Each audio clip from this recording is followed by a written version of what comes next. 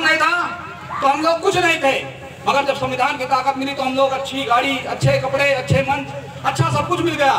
तो हम लोगों को सिर्फ अपने देश में संविधान बचा लेना है। अगर संविधान बच जाएगा तो निश्चित ही हम लोग इस देश के राजा होंगे, नहीं तो भिखारी बनने में ज्यादा टाइम नहीं है।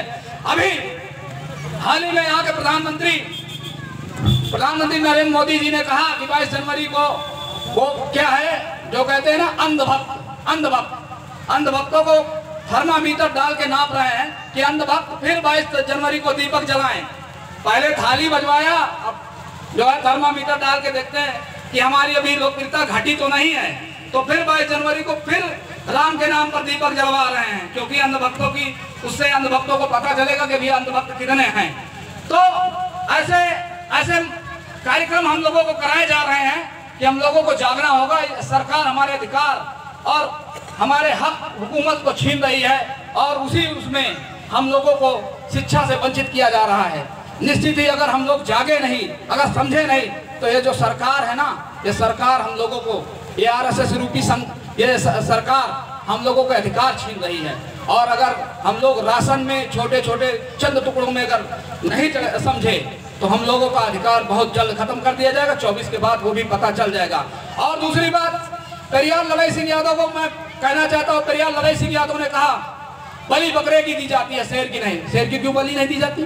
शेर को अगर आप बलि देंगे ना तो आपका भी चिथड़ा उड़ा देगा, इसलिए शेर की बलि नहीं दी जाती। तो हम अपने समाज के लोगों से कहना चाहेंगे कि शेर बनना सीखो, दूसरे के पीछे चलना बंद कर दो। बहुत दिन चले, बहुत पुरखा लोगों के यहाँ जाते थे। आज हम यादव समाज के हैं, यादव, चौधरी और मौर्य, ऐसे जो बैकवर्ड में जो बड़ी जातियां हैं उससे हम लोग आते हैं। मगर उनकी 40-50 साल जब पहले की मैं बात बता रहा हूँ, उनकी औकात क्या थी। ठाकुर ब्राह्मण के यहाँ जाते थे तो पतरी बहाते थे, आज छतरी बने घूम रहे हैं। यह संविधान की ताकत है, इसको हम लोगों को समझना चाहिए। अगर संविधान नहीं होता ना तो यहाँ बोलने की औकात नहीं थी मेरी, मगर इस संविधान ने हमको ताकत दी है। संविधान को हमको समझना होगा, संविधान को जानना होगा। इस देश में संविधान अगर बचेगा तो हम निश्चित ही स्वाभिमान से, सम्मान से जी पाएंगे, नहीं तो जी नहीं पाएंगे। ये दौर खत्म हो जाएगा और वही ये सरकार करना चाहती है।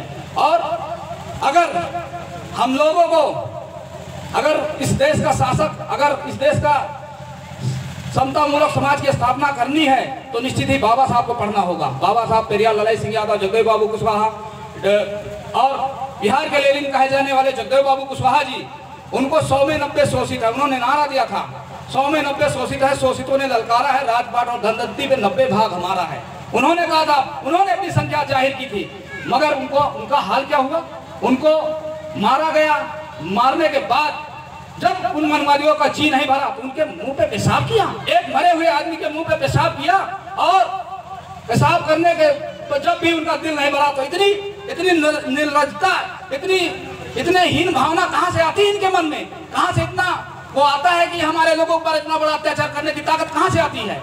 वो चाहते हैं कि हम लोग दब के रहें और अपनी आवाज को बुलंद न कर पाए, इसीलिए हम लोगों के साथ इतना बड़ा अत्याचार कराया जाता है। हमारे कितने महापुरुष हुए, पेरियार लड़ई सिंह यादव के ऊपर भी ऐसी ही हरकत की गई। तो हम लोगों को जानना होगा, जो समाज की असली बात बोलेगा उसके साथ यही होगा। वो संदेश देना चाहते हैं, मगर उससे बाहर हम लोगों को निकल के आना पड़ेगा, उन मनवादियों को समझाना पड़ेगा, होशियार हो जाओ। अब हम लोग जान गए हैं, बाबा साहब के संविधान को हम लोगों ने बहुत अच्छे तरीके से पढ़ लिया है। अगर हमारे ऊपर अत्याचार करोगे तो बाबा साहब का संविधान है, और संविधान के जरिए हमारी इतनी बड़ी भीड़ है, हम खड़े होकर डीएम एसपी से घेर के आप न्याय मानेंगे और आप 10 साल जेल में सड़ोगे।